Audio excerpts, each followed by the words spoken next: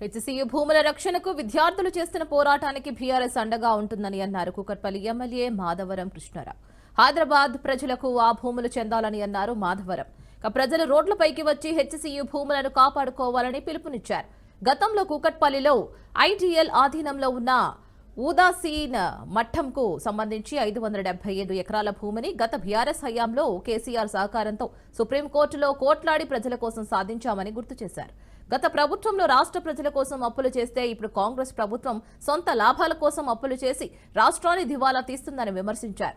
ప్రభుత్వ భూములు అమ్మే హక్కు ఎవరికీ లేదని అన్నారు. ప్రజల అవసరాల కోసం వినియోగించాలని కోరారు.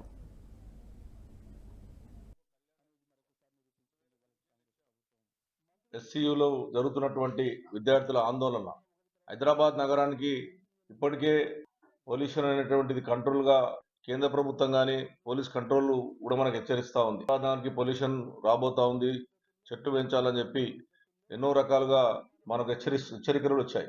ఈ ప్రభుత్వం వచ్చిన తర్వాత, రాష్ట్రంలో కాంగ్రెస్ పార్టీ వచ్చిన తర్వాత 4,17,000 కోట్ల రూపాయల 9.5 ఏళ్లలో అభివృద్ధి కొరకు అప్పు చేస్తే, కాంగ్రెస్ పార్టీ వచ్చిన తర్వాత ఒక్క సంవత్సరమే 1,58,000 కోట్ల అప్పు చేసింది కాకుండా ప్రజలకు ఇచ్చింది కూడా ఏం లేదు.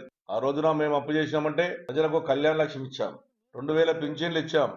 అదేవిధంగా ఈ రోజు వాళ్ళు మాట్లాడుతున్నటువంటి ఏదైతే బియ్యంగా సంఖ్యలు గుద్దుకుంటా ఉన్నారో, ఆ రోజు 2 కిలోల బియ్యం ఉంటే ఇంటికి మనిషికి 6 కిలోల నుంచి 8 కిలోల బియ్యం ఇచ్చాం. కాళేశ్వర ప్రాజెక్టు మల్లన్న సగర్, అదేవిధంగా కొండపోశమ్మ కానీ అన్నిటికీ ఏరియాలో కూడా అన్ని రకాలుగా పెద్ద ఎత్తుగా డెవలప్మెంట్ చేశాం. హైదరాబాద్లో బ్రిడ్జులు కట్టించాం. ఎస్సీయూలో జరుగుతున్నటువంటి విద్యార్థుల ఆందోళన హైదరాబాద్ నగరానికి ఇప్పటికే